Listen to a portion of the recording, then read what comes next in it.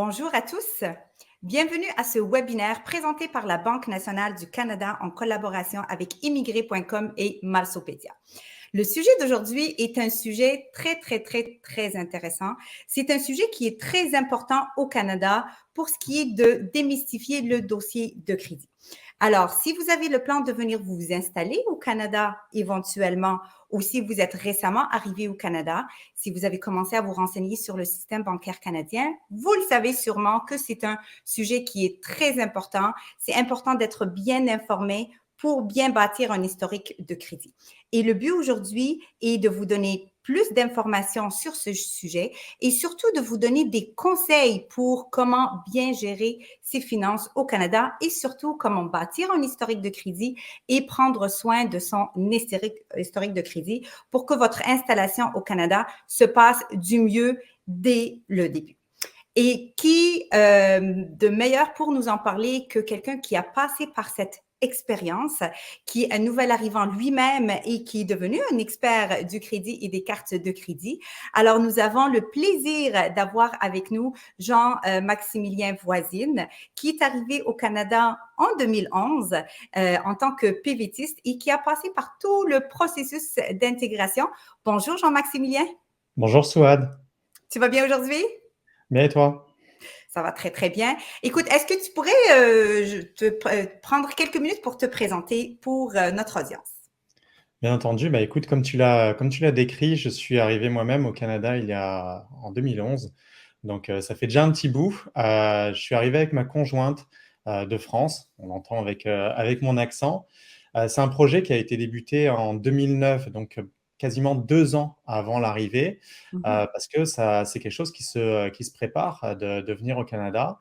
Et comme tu l'as dit, on est arrivé avec le fameux visa permis vacances-travail, le PVT, qui nous permettait finalement de travailler où l'on voulait et d'explorer le pays.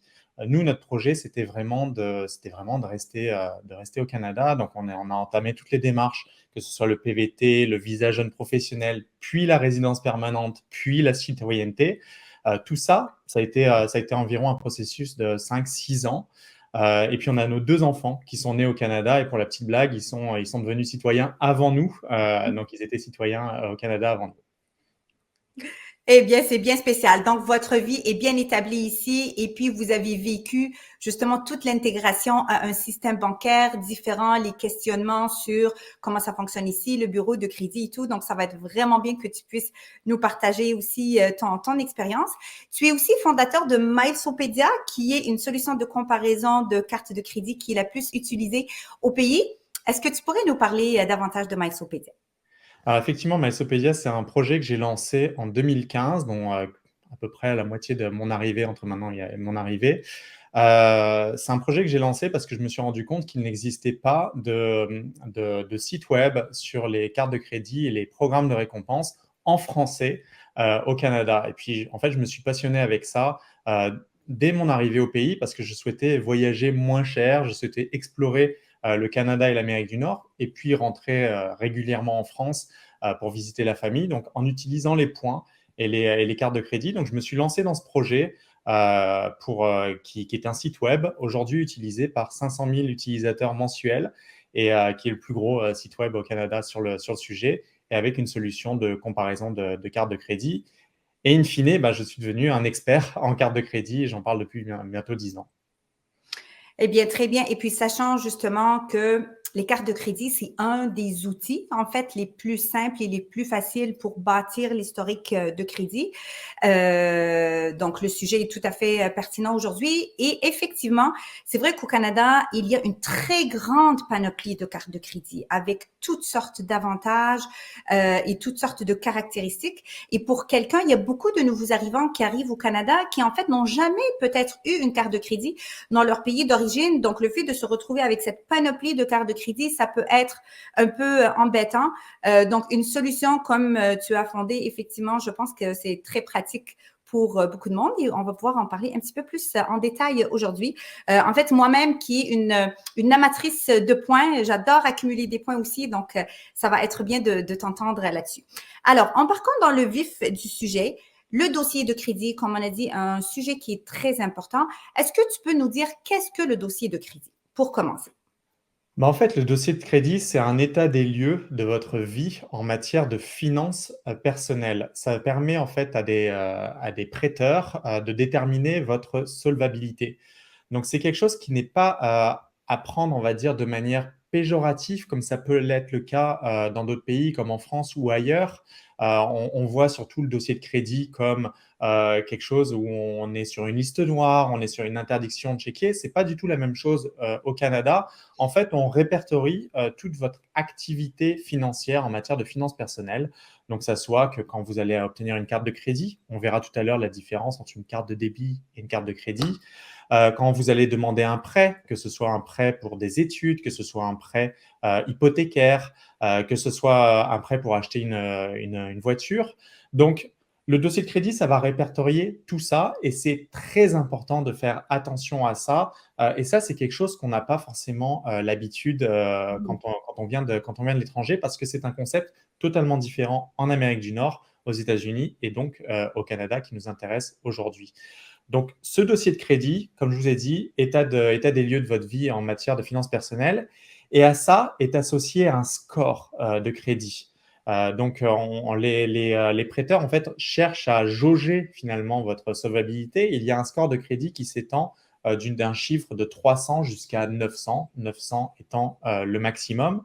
Et il y a deux agences au Canada qui sont chargées justement de veiller à ce score et de veiller à suivre finalement votre activité. Les deux agences sont Equifax et TransUnion. Donc, c'est quelque chose vraiment à ne pas prendre à la légère parce que dès l'instant que vous allez obtenir un produit financier, vous allez laisser des traces sur votre dossier de crédit et il faut laisser des bonnes traces justement pour ne pas pénaliser votre avenir en matière de finances personnelles au Canada. Tout à fait. Et en fait, donc, tu l'as bien noté, le score, c'est entre 300 et 900. Donc, bien sûr, le but ici, c'est d'avoir le plus grand score possible. Et c'est ça qu'on va, tout au cours du webinaire, de vous donner des conseils de comment justement arriver à avoir un très bon score. Et Jean-Maximilien, je pense que tu as vraiment touché un bon point du fait que le crédit, pour beaucoup de personnes qui arrivent au Canada, il y a un côté péjoratif. On vient avec une idée péjorative du crédit, mais ici, c'est autre chose. C'est vraiment le dossier de crédit, c'est de le bâtir et ça peut être fait de façon très saine avec une très bonne gestion financière qui va vous aider à réaliser plusieurs autres projets qu'on pourra parler dans le cours de ce webinaire. Donc, maintenant qu'on a parlé de... Ici, il y a une expression, il dit « qu'est-ce que ça mange en hiver ?» Donc, on a dit « qu'est-ce que le dossier de crédit mange en hiver ?» Maintenant, pourquoi est-ce que c'est important? Comment ça peut servir justement d'avoir un bon dossier de crédit? En fait, ça, comme je l'ai dit tout à l'heure, c'est un état des lieux de votre vie en matière de finances personnelles, mais encore plus pour un nouvel arrivant, ça marque sa date de naissance, entre guillemets, en matière de finances personnelles au Canada. Donc moi, concrètement, je suis né en 85, mais aux yeux des institutions financières au Canada, je suis concrètement né en 2010-2011 quand j'ai commencé à établir ma vie financière au Canada. Et donc, c'est ça qui est important et c'est à partir de cette date que ça commence. Donc, si vous arrivez plus tard dans votre vie à 30-35 ans, dites-vous qu'il y a d'autres personnes qui sont établies au Canada depuis longtemps, qui ont une antériorité plus grande que la vôtre. Donc, ça, c'est très important, c'est votre date de naissance en matière de finances personnelles. Chose que je veux souligner impérativement, chaque individu a un dossier de crédit. Et ça, c'est particulièrement important quand vous arrivez comme moi avec un conjoint, une conjointe. Tout à fait. On prend souvent on prend souvent une mauvaise habitude. Et ça, il n'y a pas que les nouveaux arrivants, je dois le dire, qui ont cette mauvaise habitude. Et c'est généralement, par exemple, quand un mari va s'occuper des finances du foyer, Ouais. ou une femme va s'occuper des finances du foyer, c'est peut-être elle qui va prendre en charge la carte de crédit et va ajouter une personne en titulaire additionnel. Sauf que ce qu'il faut savoir de ce côté-là, c'est que le titulaire additionnel n'est pas reporté sur le dossier de crédit. Et ça, malheureusement, on s'en rend compte des années plus tard, quand une personne, malheureusement, il peut avoir un divorce, ou alors une personne peut perdre son conjoint, ou tout simplement, une personne peut demander un crédit en son nom. Et à ce moment-là, cette personne se rend compte qu'elle n'existe pas, tout simplement, aux yeux du dossier de crédit. Donc ça, c'est quelque chose qui est très important. Donc chacun sa carte de crédit, chacun ses solutions de paiement, parce que ça vous permet justement de créer votre dossier de crédit. Pourquoi le score de crédit est important au Canada? Parce que ça va vous permettre de faire des demandes d'emprunt, des demandes, je l'ai dit tout à l'heure, des demandes d'emprunt pour l'hypothèque, pour une automobile, pour une marge de crédit personnelle. Et donc, c'est basé sur votre score de crédit que se feront ces demandes d'emprunt. Ça va être pertinent aussi pour déterminer votre taux d'emprunt. Donc, quelqu'un qui aura un plus gros score de crédit va bénéficier généralement de taux qui vont être plus bas. Mais ce n'est pas seulement sur le score, on le verra tout à l'heure, c'est vraiment sur plein d'aspects qui font votre score de crédit. Également, ça va vous permettre, ça va vous être utile lorsque vous allez demander une location d'appartement. Un bailleur, par exemple, peut demander à avoir accès à votre dossier de crédit pour savoir si vous êtes quelqu'un de solvable ou si vous êtes quelqu'un qui ne payait pas tout simplement vos loyers. Et enfin, ça va vous permettre également à accéder à certains emplois. Certains emplois vont nécessiter justement d'avoir accès à votre dossier de crédit. Donc, c'est quelque chose d'ultra important. Tout à fait. Et je crois que, en fait, cette acétate est très, très importante parce que beaucoup de gens pensent parfois que le dossier de crédit, ça peut seulement servir pour avoir du crédit, justement pour s'acheter une propriété ou une automobile. Mais en fait, ça va vraiment au-delà de ça. Comme tu l'as exprimé, ça peut même aller à l'employabilité. Donc, c'est là qu'on voit que l'importance, justement, de le bâtir, de commencer à le bâtir, mais d'en prendre soin parce que ça vient chercher plusieurs aspects de la vie. Maintenant, est-ce que tu peux nous donner une meilleure idée de qu'est-ce qui établit le bureau de crédit? C'est quoi les différentes composantes qui font en sorte qu'on puisse avoir un bon score? Bah, effectivement, c'est quelque chose, bah, tu vois, vous allez le mettre à l'écran, tu vas le mettre à l'écran. C'est quelque chose, rassurez-vous, en tant que nouvel arrivant, vous n'êtes pas encore, peut-être pas encore au pays, c'est quelque chose que même beaucoup de personnes ici au Canada ne connaissent pas et ne maîtrisent pas. C'est pas quelque chose de facile à comprendre, mais je vais essayer de vous l'expliquer en quelques minutes. Sur la composante du calcul du score de crédit. En fait, il y a 5 composantes à connaître.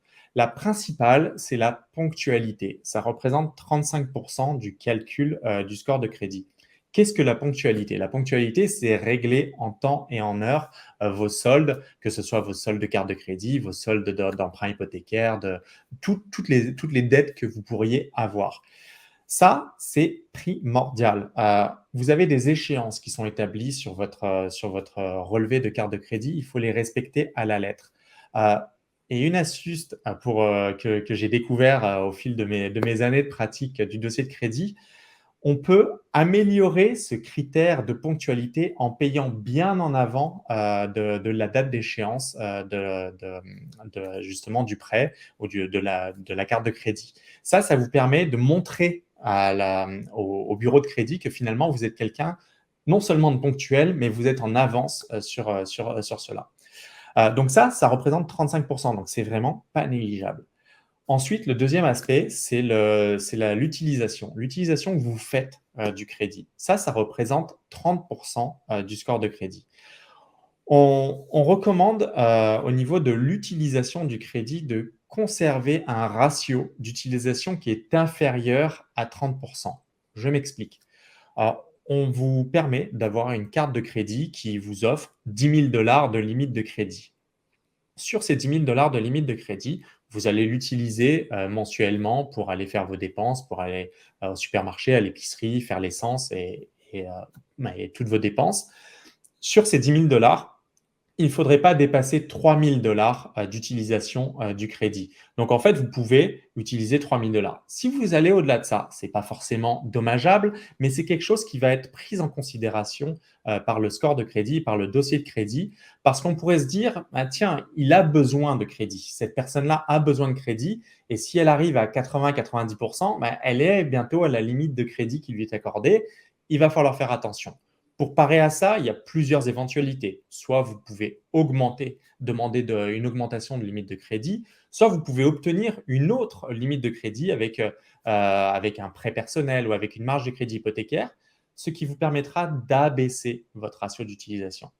Donc là, sur la ponctualité et l'utilisation, on est déjà à 65% du score de crédit, ce qui est considérable. Tout à fait. Ce que je voulais dire aussi sur l'utilisation, c'est qu'il ne suffit pas d'avoir une carte de crédit ou un prêt, il faut l'utiliser. Et c'est quelque chose qu'en tant qu'immigré, on on pense souvent au crédit comme quelque chose de dernier recours. Comme on a une carte de crédit, on a 5 000 $ de possibilités dessus, mais on ne l'utilise pas parce qu'on pense que c'est mieux d'utiliser une carte de débit, c'est mieux d'utiliser un argent comptant, et on la laisse dormir dans un tiroir. Sauf que ça montre tout simplement au dossier de crédit, au bureau de crédit dont je parlais tout à l'heure, Equifax et TransUnion, que vous n'utilisez pas votre crédit.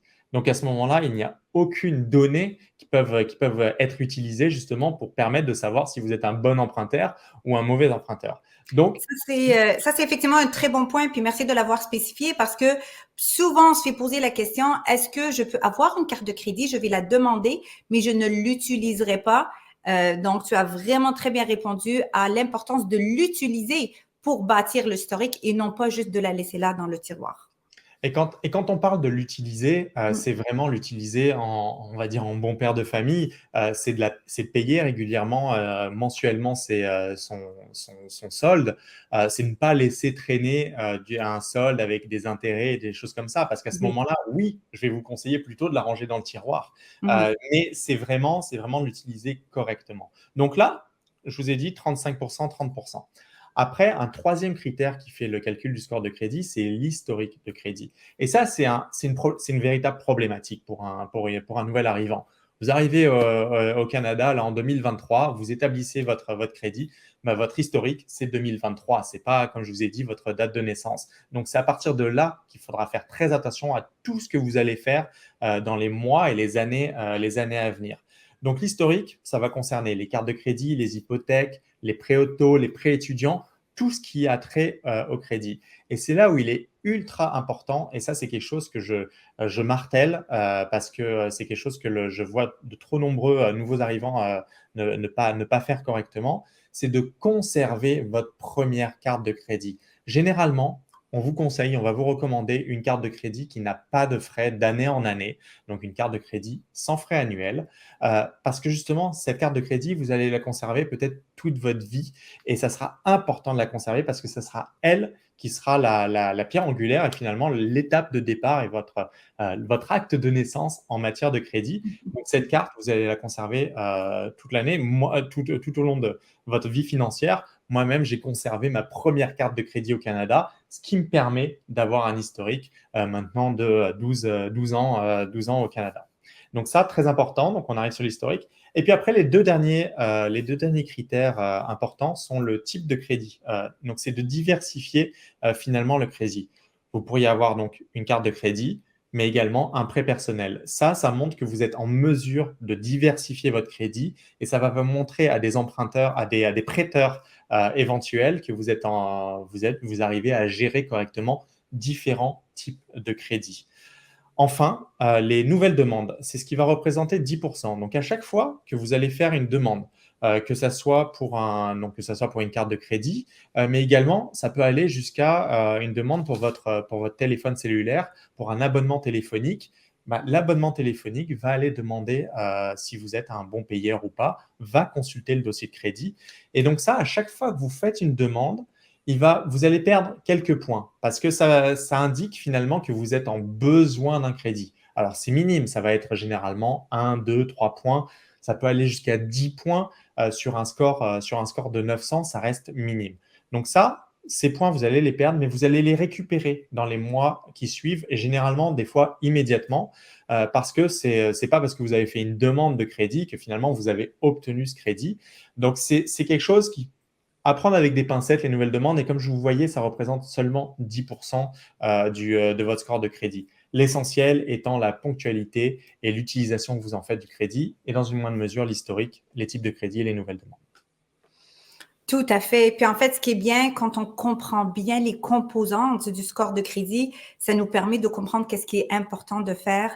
Donc, un autre point, en fait, Jean-Maximilien, que souvent les gens se posent la question, c'est qu'au Canada, quand on arrive, beaucoup de gens sont surpris que ce n'est pas juste une carte de paiement qu'on a, mais on a deux cartes. Donc, on a la carte de crédit, on en parle depuis le tout début, mais on a aussi la carte de débit. Donc, c'est la carte bancaire qu'on ouvre quand on ouvre un compte bancaire. Et il y a beaucoup de gens ça cause de la confusion. Quelle est la différence entre les deux cartes? Alors, est-ce que tu pourrais nous démystifier les différences entre la carte débit et la carte de crédit? Alors, je vais parler avec mon expérience française, mais c'est valable pour la plupart des immigrants qui viennent en dehors du Canada et des États-Unis, parce que c'est un concept totalement différent. C'est comme le Mhm. concept du crédit, c'est la carte de débit. En fait, pour vous expliquer simplement, c'est une carte qui est rattachée à votre compte bancaire, votre compte chèque ou votre compte épargne. C'est une carte qui est directement rattachée à votre compte. On en a plein en France, il y en a plein dans d'autres pays. C'est quelque chose qui vous permet finalement de retirer de l'argent dans des distributeurs automatiques, de payer à la caisse de votre supermarché. Et principalement, ça vous permet ça et ça vous permet en fait d'accéder à de l'argent que vous disposez déjà sur votre compte bancaire. Donc ça, c'est quelque chose de relativement simple, la carte de débit. Euh, la carte de crédit, elle est associée à une limite de crédit que vous a accordé la banque. Ça peut être 5 000 $, 10 000 $, ça peut monter à 50 000 $. Ça, finalement, c'est de l'argent dont vous ne disposez pas. C'est de l'argent que vous prête l'institution financière pendant X nombre, pendant toute la durée de vie de votre carte de crédit. Mais finalement, c'est quelque chose comme c'est de l'argent que vous pouvez utiliser sur votre carte de crédit, mais vous devez le rembourser, que ce soit en fin de mois, en fonction de votre revenu mensuel. En France et dans d'autres pays, on appelle ça les cartes à débit différé. Mais finalement, c'est des cartes de crédit, c'est à débit différé. Le paiement est effectué en fin de mois. Donc, c'est très important, non seulement d'avoir une carte de débit, mais surtout d'avoir une carte de crédit, parce que la carte de débit n'est pas inscrite dans votre dossier de crédit, Tout à fait. contrairement à la carte de crédit. Donc, Mhm. lorsque vous allez ouvrir votre compte bancaire avec votre banque au Canada, en arrivant au Canada, il est très important de non seulement demander la carte de débit, qui viendra de toute façon avec votre compte bancaire, vos chéquiers, mais également de vous procurer une carte de crédit qui soit présente pour là. Tout à fait. Et là, tu viens de répondre aussi à un grand questionnement qu'on reçoit très souvent. Est-ce que la carte débit peut servir à bâtir mon historique de crédit? Donc, tu l'as clairement dit, non, la carte de débit ne sert pas à bâtir l'historique de crédit, c'est vraiment la carte de crédit. Et aussi, ce que je pourrais ajouter, c'est le fait que il n'est pas possible de faire des paiements par Internet avec la carte débit et c'est possible de le faire avec les cartes de crédit. Ça aussi, c'est très important. La carte de crédit permet vraiment tout, et que ça soit sur Internet, comme tu le disais, mais que ça soit par exemple pour réserver, pour louer une voiture. Louer une voiture, on ne peut pas faire avec une carte de débit. Même payer des hôtels, laisser une caution sur un hôtel quand vous allez réserver une chambre d'hôtel, même en arrivant au pays, bah, ça sera difficile si vous ne disposez pas d'une carte de crédit, à moins de payer directement l'hôtel. Mais quand bien même, à ce moment-là, on vous demandera toujours quelque chose en garantie et ça sera la carte de crédit. Donc ça, c'est vraiment très important d'avoir ça. Tout à fait, tout à fait. Donc, non seulement elle est pratique pour bâtir l'historique de crédit, mais ça sert aussi à faire de multiples autres transactions. Donc, maintenant qu'on sait c'est quoi le score de crédit, les composantes, la différence entre la carte débit et la carte de crédit, est-ce que tu pourrais nous donner des conseils concrets de comment bien bâtir son historique de crédit au Canada? Alors, tout simplement, comme je l'ai dit tout à l'heure, c'est en arrivant au pays, procurez-vous immédiatement une carte de crédit sans frais annuels. Vous pourriez vous procurer une carte de crédit avec frais annuels si la banque vous autorise cela. Mais comme je l'ai dit, sachez que bah, vous vous engagez finalement à la payer d'année en année. Et si vous la résiliez, vous pouvez la résilier, il n'y a aucun souci à ça, mais vous risquez de perdre justement cet historique et ce précieux historique de crédit, notamment pour un nouvel arrivant. Donc ça, c'est quelque chose de très important à faire. Et puis après, moi, ce que je recommande, c'est de régulièrement consulter votre dossier de crédit. Mhm. C'est quelque chose que vous pouvez faire en ligne et gratuitement. Il y a des sites qui vous permettent cela, mais le plus simple est d'aller directement à la source, que ce soit Equifax ou TransUnion. Ces deux sites vous permettent de consulter votre dossier de crédit au moins une fois par an gratuitement. Alors, une de mes recommandations que je fais régulièrement, c'est au moment où vous devrez faire vos impôts, que vous êtes dans les papiers, dans tout ça, faites Mhm. une demande pour votre dossier de crédit. Vous allez recevoir par la poste justement un exemplaire de votre dossier de crédit. Je me suis amusé à demander le mien récemment. C'était à peu près 100-150 pages sur mon historique de crédit. Il faut dire que je suis un gros consommateur de cartes de crédit dans le cadre de mon travail, mais c'est quelque chose qui est important à réaliser. Donc vraiment, la première étape, c'est vraiment ça. Il y a des banques, dont la Banque nationale, qui offrent justement ces solutions-là qui vous permettent d'avoir des moyens de paiement et notamment une carte de crédit. Tout à fait. Et le fait de consulter son bureau de crédit, ça vous donne une idée si vous êtes sur la bonne voie, si votre crédit est bas, le score, mais peut-être de justement consulter un expert ou peut-être de revoir vos habitudes de consommation pour améliorer votre bureau de crédit. Et c'est aussi pour s'assurer qu'il n'y a pas de fraude ou ce genre de situations qui peuvent arriver dans le bureau de crédit. Je tiens juste à aussi mentionner à nos auditeurs, si vous avez des questions, alors n'hésitez surtout pas à les écrire. Il va y avoir une période de questions à la fin et on va pouvoir passer à travers. Maintenant, passons au côté, on a parlé au début de Mysopedia qui justement fait l'inventaire des différentes cartes de crédit. Alors, parlons de récompenses et des différents avantages des cartes de crédit. Alors, est-ce que tu pourrais nous en dire un peu plus? Alors, tout à fait. On a parlé de la carte de crédit comme outil essentiel pour votre dossier de crédit, votre historique, mais il faut avoir un petit peu de plaisir aussi avec ces cartes de crédit. Et c'est comme ça que moi, j'en ai fait un business et finalement, j'ai utilisé ce système-là et que j'indique finalement à ma communauté et à toutes les personnes qui me suivent comment utiliser judicieusement les cartes de crédit. Parce que les cartes de crédit au Canada, ça s'accompagne généralement de récompenses et d'avantages. Généralement, c'est associé à un programme de récompense. Contrairement à l'Europe, à d'autres pays, au Canada, on peut obtenir des récompenses sur les achats que l'on effectue. Des récompenses, cela va être soit des remises en argent, donc vous obtenez un certain pourcentage en retour sur votre carte de crédit en fonction des achats effectués. Généralement, ça va être entre 0,5% et 5% pour les meilleures cartes. Donc, c'est pas rien, c'est l'équivalent pour 5%, c'est l'équivalent de 5 dollars pour 100 dollars d'achat effectués. Donc, c'est quelque chose qui est intéressant. Donc, ça va fournir soit des remises en argent, soit des récompenses voyage, des points voyage qui vont vous permettre d'utiliser vos points pour réserver des hôtels, des billets d'avion, etc. Donc, pour tout ça, il y a plein de programmes de récompenses qui existent au pays. Alors, on l'a dit tout à l'heure, le monde des cartes de crédit est vaste. Sachez qu'il en existe plus de 200 au Canada. Et par exemple, un des exemples qu'on a avec la Banque nationale, c'est le programme BNC Récompense à la carte. Donc là, vous pouvez obtenir des cartes de crédit qui vous offriront des points pour vous permettre d'obtenir des voyages, des cartes cadeaux, même investir dans des placements financiers comme des REER. On en Tout à fait. parlera éventuellement dans d'autres circonstances, ou même obtenir des marchandises. Donc ça, c'est vraiment les programmes de récompense qui sont associés aux cartes de crédit. Et c'est quelque chose qu'on ne connaît pas ailleurs dans le monde parce que c'est vraiment très nord-américain. Ensuite, les cartes de crédit, elles sont segmentées de différentes manières. Il y a des cartes de crédit World Elite Mastercard, il y a des cartes de crédit World Elite, Platine, il y a différentes gammes de cartes de crédit. Et en fonction de la gamme de cartes de crédit dont vous disposez d'avantages.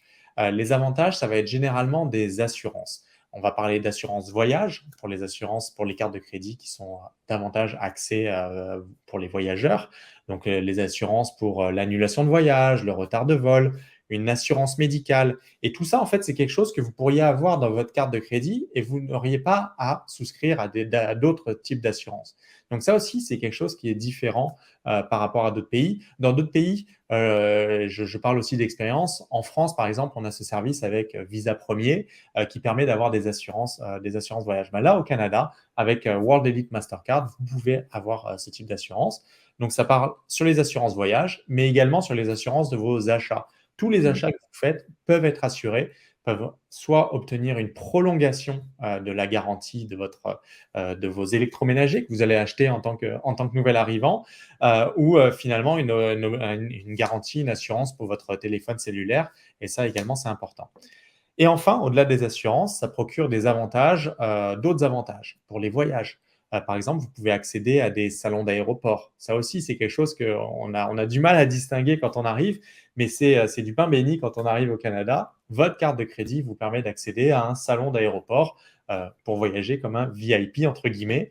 Et la Banque nationale, par exemple, a un salon à l'aéroport de Montréal dans lequel vous pouvez rentrer avec une carte de crédit en particulier. Votre carte de crédit peut vous donner des accès Wi-Fi pour l'Internet. Enfin, il y a plein d'autres avantages. Donc, ce n'est pas seulement donc, une histoire de dossier et d'historique de crédit, c'est aussi lié avec des programmes de récompense. Donc, c'est le côté fun des cartes de crédit. Tout à fait. Et puis, en fait, comme tu l'as si bien dit tout à l'heure, des fois, c'est bien de commencer par une carte gratuite pour commencer à bâtir l'historique de crédit. Et après, à fur et à mesure, ben, vous pouvez upgrader ou prendre une autre carte avec justement des récompenses, des avantages qui vous parlent. Mais si vous souhaitez déjà dès le départ avoir des cartes avec des avantages, ça pourrait aussi être possible quand vous allez faire la demande. Ça pourrait définitivement être possible. Et puis, pour parler par expérience, comme je disais tout à l'heure, moi, je suis une amatrice de points, donc ça m'est déjà arrivé, par exemple, surtout suite à un déménagement ou suite à des situations où est-ce qu'on a plus de dépenses, d'accumuler beaucoup de points et après, ça permet de se payer un voyage, par exemple, un voyage dans le sud qui est payé par les points. Ça devient quand même très, très, très, très intéressant. Donc, à vous de voir les différents avantages que vous aimez. Donc, je rappelle que si vous avez des questions sur les cartes de crédit, sur l'historique de crédit, sur les avantages, n'hésitez pas à les poser. On va faire une période de questions. Merci beaucoup, Jean-Maximilien, pour toutes ces informations très, très importantes. De mon côté, je vais pouvoir vous parler aussi très brièvement de notre offre spécialement dédiée pour les nouveaux arrivants. Donc, on le sait, quand vous arrivez dans un nouveau pays, bien sûr, vous allez avoir une installation à faire au niveau bancaire, l'ouverture de compte, etc. Et c'est pour ça qu'on a une offre spécifiquement dédiée qui est une offre en fait de gratuité. Alors, quand vous ouvrez un compte à la Banque nationale, que ce soit avant votre arrivée ou après l'arrivée, vous allez pouvoir bénéficier de 3 ans de gratuité. Donc, quand on parle de gratuité, c'est que ici au Canada, pour avoir un compte bancaire à transactions illimitées, en fait, dans toutes les institutions financières, ça coûte environ 15 $ par mois. Et c'est ça qu'on vous offre de ne pas payer pendant 3 ans. Si vous respectez certaines conditions, ce sont des conditions de base, c'est-à-dire d'avoir la carte de crédit de la Banque nationale. On vient de parler comment c'est important d'avoir une carte de crédit et aussi de payer ses factures en ligne. Mais maintenant, ici au Canada, vous allez voir, on fonctionne avec les solutions mobiles, on fonctionne aussi avec les guichets automatiques pour payer nos factures. Donc, c'est vraiment des conditions de base pour avoir le 3 ans de gratuité qui fait de belles économies pendant 3 ans. On a aussi un accompagnement dans les produits de financement. Donc, bien sûr, la carte de crédit. Donc, cette première carte de crédit qu'on a parlé depuis les dernières minutes, l'importance de bâtir l'historique de crédit. Donc, on va pouvoir vous octroyer votre première carte de crédit pour pouvoir le faire. Et aussi, à fur et à mesure, une fois que vous allez avoir bâti votre historique de crédit, si vous avez besoin d'autres solutions de financement comme des prêts pour une automobile, l'achat d'une propriété, eh bien, nous allons avoir toutes ces solutions-là aussi. Aussi, si vous avez besoin d'un coffret de sûreté, par exemple, pour mettre des papiers importants, pour mettre des bijoux, on vous l'offre gratuitement pour la première année et vous avez une commande de 100 chèques. Je tiens aussi à préciser qu'on a un service d'accompagnement téléphonique gratuit. Ça, en fait, c'est pour vous aider à vous installer au Canada.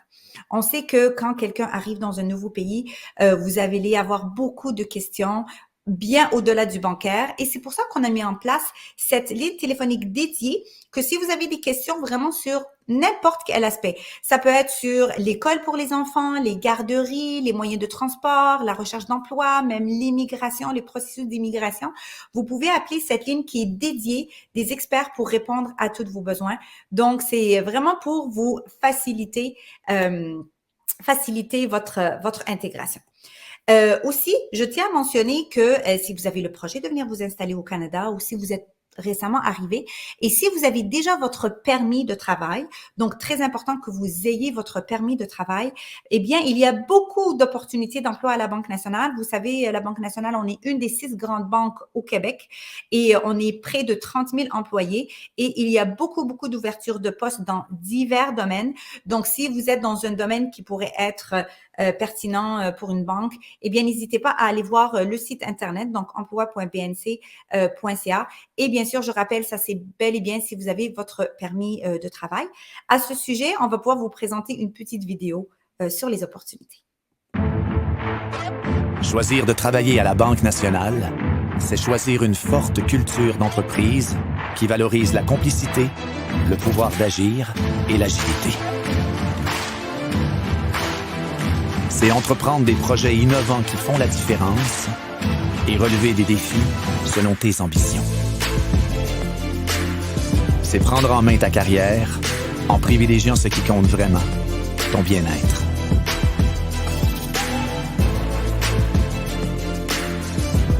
Travailler à la Banque nationale, c'est rejoindre un réseau de plus de 25 000 employés qui choisissent d'avoir un impact positif dans la vie des gens.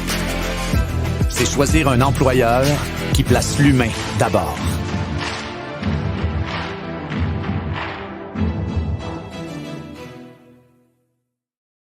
Voilà, alors si vous avez votre permis de travail, vous êtes sur la voie de l'avoir, je vous invite définitivement à aller sur le site pour voir les différentes possibilités. Donc, pour en connaître un peu plus sur notre offre bancaire, je vous invite à aller sur bnc.ca/immigré.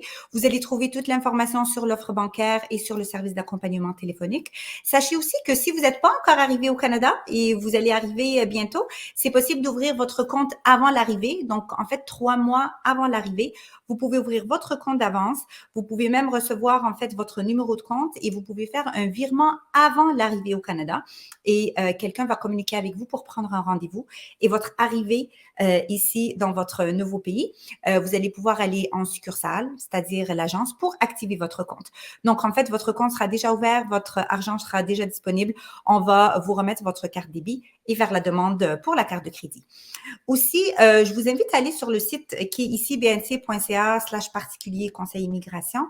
Vous allez trouver en fait une foule d'articles qui sont là sur les bases du système bancaire canadien, plusieurs articles avec des conseils pour vous installer au Canada. Donc, c'est définitivement une mine d'informations.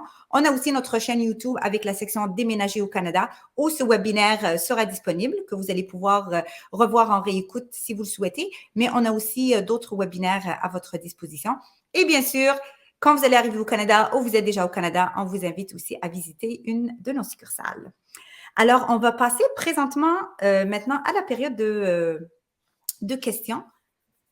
N'hésitez pas à poser toutes vos questions. Alors, Jean-Maximilien, est-ce que tu es prêt? Parce qu'on a pas mal de questions qui sont rentrées. Ouais, je suis prêt. Bon. Alors, je vais passer rapidement à travers. Donc, il y a beaucoup de gens qui nous saluent un peu partout. Très, très bien.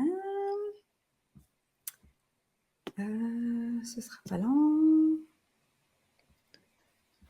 Je peux en prendre aussi, j'en vois aussi là. Bonsoir, le crédit sur la carte est octroyé chaque mois ou année? C'est Lefab17 sur YouTube qui parle de cette question. Donc, le crédit sur la carte est octroyé chaque mois ou année. En fait, c'est un crédit, c'est une limite de crédit qui est illimitée dans le temps. En fait, c'est une limite qui vous est accordée. Vous pouvez l'utiliser toute l'année longue.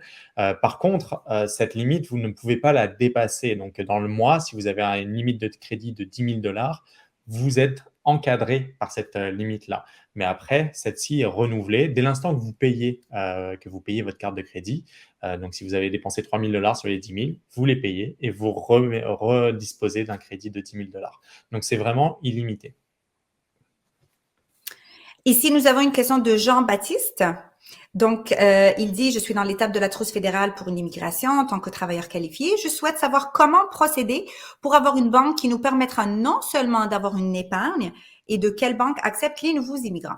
Donc voilà, c'est vraiment comme j'ai précisé tout à l'heure, nous à la Banque nationale, on a décidé de prendre soin des nouveaux arrivants. C'est pour ça qu'on a mis en place plusieurs webinaires pour vous aider à comprendre le système bancaire canadien, des articles, mais aussi une offre avantageuse avec les 3 ans de gratuité. Donc si vous cherchez une banque, vous êtes à la bonne place. Allez sur bnc.ca/immigré. Vous allez avoir toute l'information. Vous allez pouvoir même ouvrir votre compte d'avance. Et je me permets juste d'ajouter ici, c'est que c'est vraiment très important de pouvoir le faire dès le projet d'immigration, on va dire. Comme je l'ai dit tout à l'heure, mon projet datait de 2 ans avant mon arrivée. Mais ce qui est important, c'est de trouver une banque comme la Banque nationale qui permette justement d'ouvrir à distance et une fois que vous êtes débarqué de l'avion, d'aller en succursale et de récupérer vos moyens de paiement. Vous avez déjà de tout préparé, y compris donc carte de crédit et carte de débit, comme on expliquait tout à l'heure. Et ça sera de moins à faire parce que vous avez beaucoup de choses à faire à votre arrivée. Tout à fait, tout à fait. Souvent, des fois, les gens me posent la question, mais pourquoi est-ce que vous nous conseillez d'ouvrir les comptes d'avance? Je le conseille tout à fait parce que de un, ça fait comme une coche. Il y a tellement de choses à faire. Donc, une coche et aussi le grand avantage de pouvoir transférer de l'argent avant.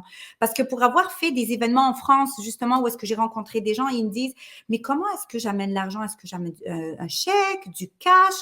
Eh bien, la solution d'ouvrir le compte d'avance et de transférer avant l'arrivée, c'est sécuritaire, c'est rapide, ça fait en sorte que vous arrivez, votre compte est ouvert, l'argent est disponible. Donc, c'est définitivement une bonne solution. Ici, on a aussi une question de Jean-Baptiste. Pour toi, Jean-Maximilien, il dit « Je souhaite avoir le lien de comparaison des cartes de crédit, s'il vous plaît. » Écoute, on le mettra. Je ne sais pas comment le mettre dans le... Je vais l'ajouter.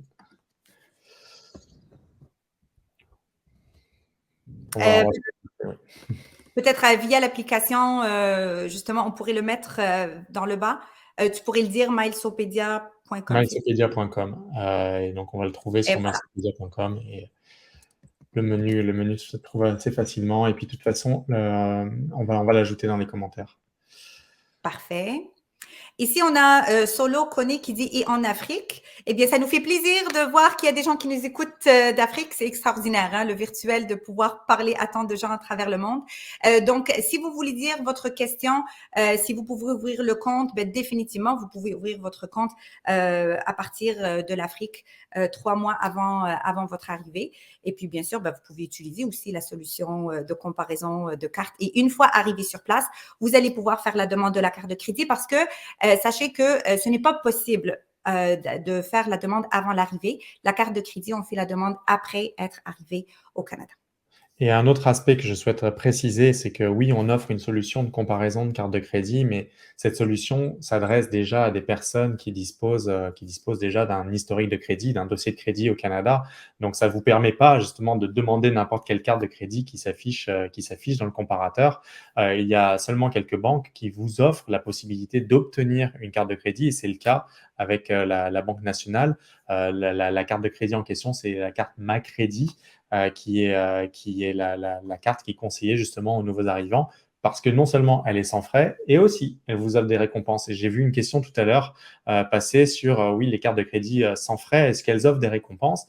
C'est le cas de la carte MaCrédit qui vous offre jusqu'à 1% de remise en argent pour les dépenses dans les restaurants et les forfaits téléphones et 0,5% pour l'épicerie. Donc, c'est intéressant quand même pour une carte qui est sans frais annuel, non seulement pour bâtir votre dossier de crédit, mais également pour avoir des remises en argent. Tout à fait, parce qu'effectivement, je me rappelle dans le passé, les cartes de crédit gratuites n'offraient aucun avantage, tandis que maintenant, ça a été optimisé, puis on peut trouver certaines cartes gratuites, mais qui peuvent offrir des beaux avantages. Et dans le passé de mon temps, oui, voilà, exact. C'est fou comme ça a évolué parce que des offres comme la Banque nationale font aux nouveaux arrivants. À l'époque, ça existait déjà un petit peu, mais la plupart des solutions qui étaient proposées et qui sont d'ailleurs toujours proposées par d'autres banques, c'est de bloquer une certaine somme d'argent et d'avoir une sorte de crédit garanti et donc de bloquer cette somme d'argent. Là, c'est plus avantageux en tout cas aujourd'hui que de mon temps. Tout à fait. En fait, les institutions bancaires se sont vraiment adaptées parce que un nouvel arrivant qui arrive au Canada qui demande une carte de crédit pour bâtir son historique de crédit, mais qui n'avait pas d'historique de crédit pour avoir une carte de crédit, donc c'était l'œuf ou la poule. Mais la Banque nationale, définitivement, on s'est adapté à cette situation et maintenant, on offre des cartes de crédit même sans historique de crédit, dans la plupart des cas, du moins, pour les nouveaux arrivants. Ici, on a une question de Yanis Karayanis qui dit « C'est possible d'avoir un compte au Canada en étant en Afrique? » En fait, la réponse est si vous avez vraiment le projet de venir vous installer au Canada, c'est-à-dire vous avez votre visa d'immigration et le projet est concret, là oui, vous pouvez ouvrir votre compte d'avance et le maximum pour l'ouvrir, c'est 3 mois avant l'arrivée. Donc, je vous conseille en fait 2 mois, 1 mois avant l'arrivée de l'ouvrir. Ce n'est pas nécessaire de l'ouvrir avant. Et le compte sera ouvert, mais il ne sera pas activé. C'est au moment où est-ce que vous allez arriver au Canada, où est-ce que vous allez rencontrer un conseiller, et là, il va pouvoir l'activer. Donc, si vous êtes en Afrique et vous n'avez pas de projet de vous installer au Canada, ce que je ne pense pas être votre cas si vous êtes ici aujourd'hui, donc ce n'est pas possible. Toutefois, si votre projet est concret et que vous allez venir vous installer au Canada, là, définitivement, c'est possible. Alors, allons-y avec d'autres questions. Je vois Christelle Gueux, je me permets de la prendre, cette question. L'historique de crédit débute, est-ce que l'historique de crédit débute à l'arrivée sur le territoire? Pas forcément. Vous pouvez très bien arriver sur le territoire canadien, juste ouvrir un compte bancaire avec juste une carte de débit et vous n'aurez pas accès, votre historique de crédit ne sera pas créé. C'est vraiment uniquement à partir du moment où vous ferez une demande de crédit pour une carte de crédit, pour un prêt, pour autre chose, que là, ça sera activé. Donc, ce n'est pas forcément votre date d'arrivée sur le territoire qui est votre date de naissance en matière de dossier de crédit. Et ça, c'est un très, très, très, très bon point. Effectivement, il faut vraiment faire la demande pour que ça puisse se déclencher. Ici, on a une question de Célia. Bonjour, merci pour ce webinaire super intéressant. J'aimerais savoir comment peut-on conserver sa première carte bancaire sans frais? N'est-elle pas censée avoir une date de péremption? Alors en fait, toutes les cartes de crédit ont effectivement des dates d'échéance sur la carte, mais elles sont automatiquement renouvelées et renvoyées par l'institution financière à votre adresse. Ce qui est important, et je l'ai souligné tout à l'heure, c'est vraiment d'utiliser votre carte. Parce que si vous n'utilisez pas votre carte, non seulement, on l'a expliqué tout à l'heure sur le dossier de crédit, il n'y aura pas d'actualité finalement sur votre dossier de crédit, donc la carte n'apparaîtra pas comme utilisée, mais également au bout d'un certain moment, en fonction des institutions, l'institution peut vous envoyer une lettre en disant écoutez, vous ne servez pas votre carte, elle n'est plus utile pour vous, on préfère la radier pour vous. Donc, il faut faire attention à ça. Donc, bien attention à utiliser votre carte de crédit, mais en tout état de cause, votre carte de crédit n'a pas de date de péremption en tant que telle. On a une question de Christelle Gueux qui pose la question, quand on migre, quelle somme doit-on disposer? En fait, ça au niveau du côté, je vais vous répondre au niveau du côté bancaire, c'est-à-dire que il peut y avoir des sommes qui sont requises au niveau de votre dossier d'immigration avec le gouvernement. Tandis qu'au niveau bancaire, pour ouvrir un compte, il n'y a aucune somme qui est nécessaire. C'est-à-dire que si vous souhaitez faire le virement avant l'arrivée, c'est tout à fait possible. Comme je dis tout à l'heure, c'est une solution simple, efficace et très sécuritaire pour transférer de l'argent, si vous le souhaitez. Mais si vous ne souhaitez pas nécessairement faire le transfert, c'est tout à fait possible d'ouvrir votre compte sans qu'il y ait un dépôt d'argent.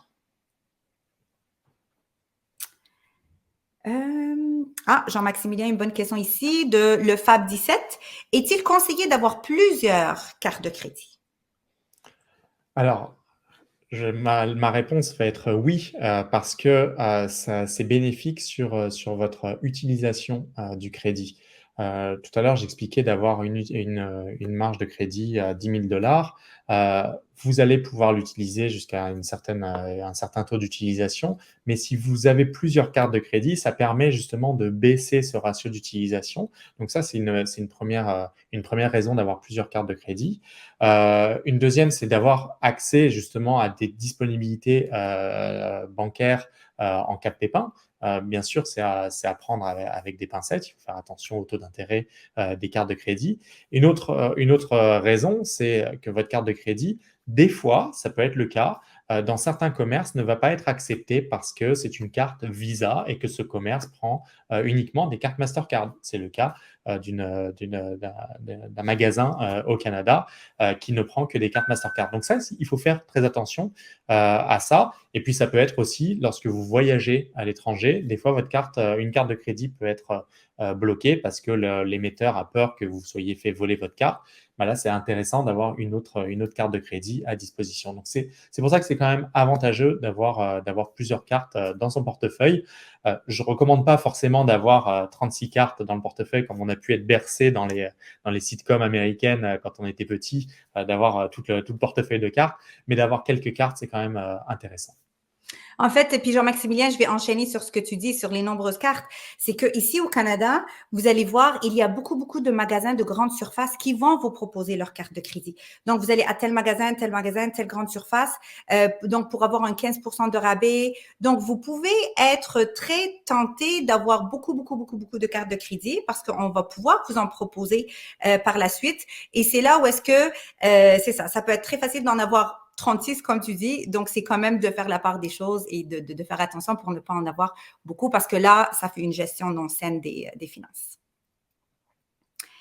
Une question aussi qui revient très souvent, Sarah Leroy, elle dit concrètement, en général, on paye quoi avec la carte de débit et quoi avec la carte de crédit? Si tu veux, Jean-Maximilien, commencer, puis je vais pouvoir enchaîner aussi pour répondre à la question. Concrètement, si vous souhaitez maximiser votre carte de crédit, vos récompenses, etc., vous payez quasiment rien avec votre carte de débit. Parce que avec la carte de crédit, vous obtenez des récompenses, on l'a dit, vous avez des assurances sur vos achats. Mais il peut s'avérer que dans certaines situations où la carte de crédit n'est pas acceptée, où le commerçant, et généralement c'est dans les tout petits commerces de quartier, dans les quelques dépanneurs qu'on appelle comme ça au Canada, qui vont accepter uniquement une carte de débit, ou alors qui vont nécessiter que vous dépensiez plus de 50 $ par exemple pour accepter votre carte de crédit, parce qu'il y a des frais qui sont attachés à ça pour le commerçant. Donc il y a quelques situations finalement où vous utilisez votre carte de débit. Et la situation finalement la plus courante d'utilisation de la carte de débit, c'est pour aller retirer de l'argent au distributeur. Donc, vous pourrez retirer de l'argent, que ce soit de votre compte chèque, donc votre compte bancaire, ou du compte épargne, s'il y a un compte épargne qui est associé à la carte de débit. Et puis en fait, pour enchaîner sur ta réponse, c'est que moi, pour avoir été conseillère à la Banque nationale pendant quelques années et j'ai vu toutes sortes de comportements, il y en a qui utilisent que leur carte de crédit pour faire tous les achats, etc., exactement comme tu viens de mentionner, pour justement avoir tous les avantages.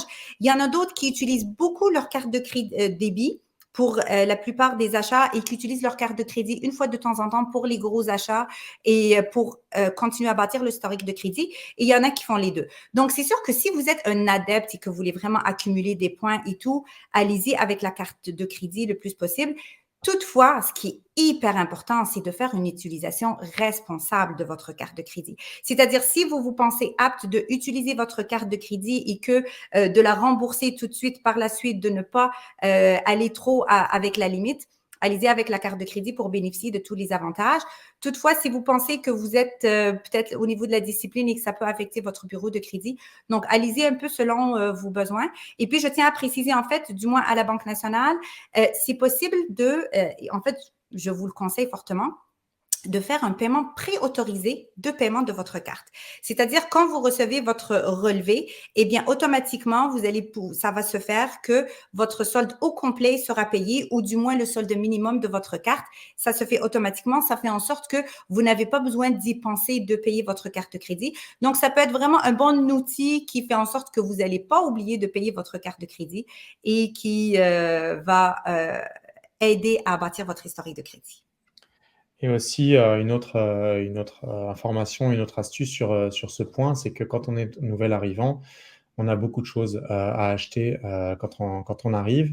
Alors, si vous êtes un bon gestionnaire, comme l'a dit Souad, ça sera intéressant finalement de profiter des récompenses d'une carte de crédit, mais il faut faire attention parce que si vous avez une carte de crédit qui a une limite de 1 000 $ et que vous souhaitez acheter pour 3 000 $ d'électroménager ou autre chose, il ne faudra pas aller au-delà de votre limite. De toute façon, vous ne pourrez pas aller au-delà de votre limite de crédit. Le paiement ne passera pas. Alors, soit dans ce cas-là, vous utiliserez votre carte de débit, vous utiliserez un chèque, ou alors, pour cette mesure exceptionnelle, c'est vraiment, je maintiens à dire que c'est exceptionnel, vous pouvez prépayer, on va dire, votre carte de crédit. Vous pouvez verser de l'argent sur votre carte de crédit, mettre 2 000 $ qui manquent pour atteindre ce 3 000 $ et puis faire réaliser votre achat. Mais ça devrait être que exceptionnel.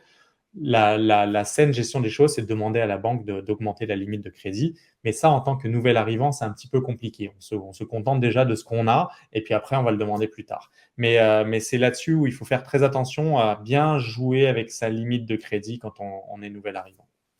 Et en fait, souvent, une question que je me fais poser souvent, quelle est la limite de crédit qu'on donne? Je vais donc répondre à la Banque nationale.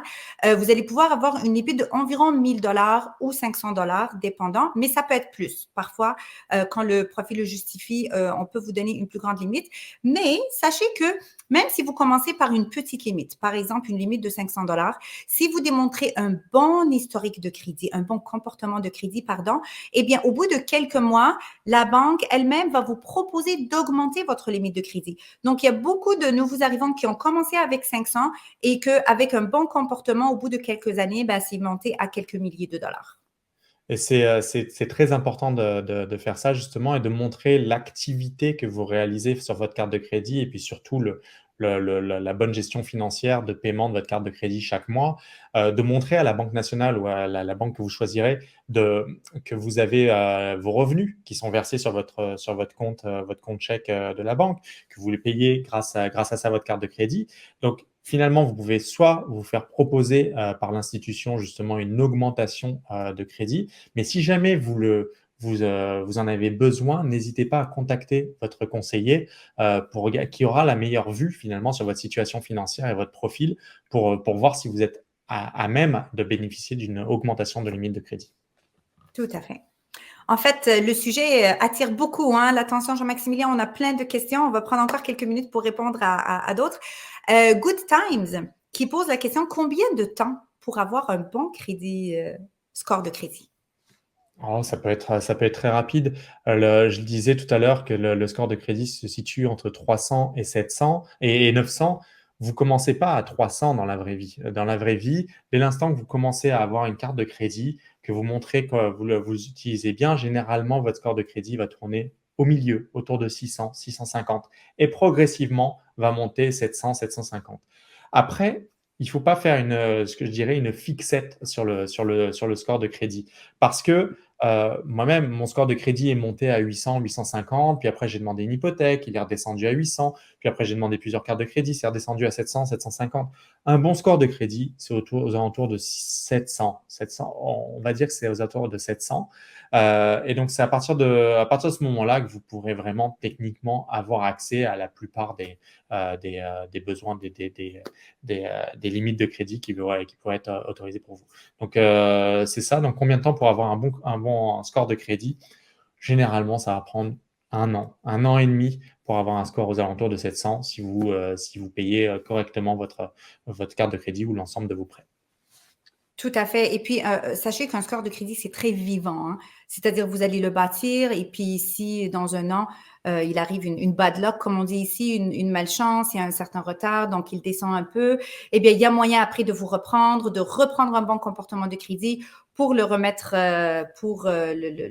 remonter votre score. Donc, c'est très vivant. Alors, il faut continuellement avoir un bon comportement de crédit pour que tout se passe bien. Un point que je veux ajouter, c'est aussi quelque chose d'important.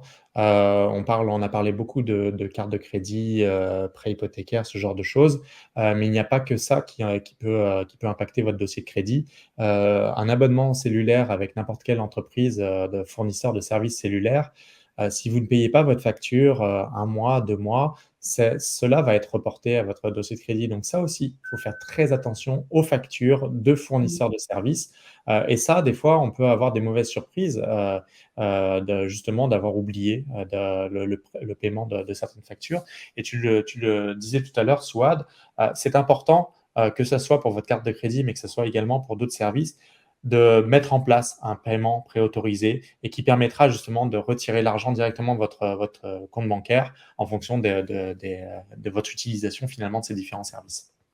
Oui, puis je vais enchaîner sur un point tellement important que tu as mentionné. J'ai déjà vu des situations de personnes qui, par exemple, ont eu un désaccord avec leur compagnie de téléphone cellulaire et que ils n'étaient pas d'accord pour payer la facture parce qu'elle leur a surfacturé. Et ce qu'ils ont fait, c'est qu'ils ont tout simplement fermé le compte avec la compagnie je prends comme exemple la compagnie de cellulaire, mais ça peut être avec n'importe quelle autre compagnie. Ça fait en sorte que après cette compagnie, ce qu'elle va faire, c'est qu'elle va reporter un retard après retard après retard à votre bureau de crédit, puis ça affecte grandement votre bureau de crédit. Donc, le conseil, ce serait de ne jamais tout simplement arrêter un compte impayé, mais plutôt d'essayer de trouver une entente avec le fournisseur de services pour régulariser la situation, pour éviter ce genre de situation. J'ai vraiment vu des personnes qui ont été gravement affectées, leur bureau de crédit a été gravement affecté et ils ne le savaient même pas en fait jusqu'à ce qu'ils aient une très mauvaise surprise. Une question ici de Célia. Peut-on ouvrir un compte à distance et l'alimenter une fois arrivé au Canada? Tout à fait. Donc, vous pouvez préouvrir votre compte et une fois que vous arrivez ici, c'est là que vous allez pouvoir faire le dépôt de vos fonds. Il n'y a aucun problème.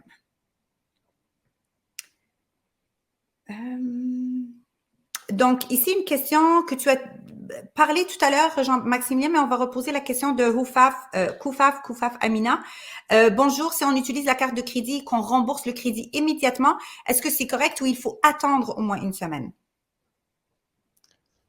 On peut le rembourser immédiatement. L'essentiel, c'est de le rembourser avant la date d'échéance qui est inscrite sur votre relevé de carte de crédit. Ce qu'il faut savoir, c'est que les institutions comme la Banque nationale vont reporter régulièrement les informations qui se trouvent dans votre crédit, donc les informations de clients. Elles vont reporter régulièrement ces informations à ces agences, donc Equifax et TransUnion. Ça ne va pas être forcément à tous les cycles de facturation de votre carte de crédit. Ça peut être en cours de cycle. Donc ça, on ne le sait pas vraiment.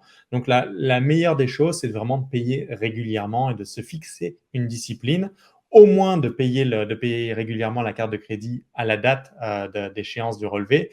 Mais moi, ce que je recommande, surtout quand on est nouvel arrivant, c'est de le payer chaque semaine. Moi, chaque semaine, j'effectuais un paiement de ma carte ou de manière simple, comme disait Souad, c'est d'établir un paiement préautorisé. Mais après, la date à laquelle vous le faites dans le mois, peu importe, l'essentiel, c'est de le faire dans les temps.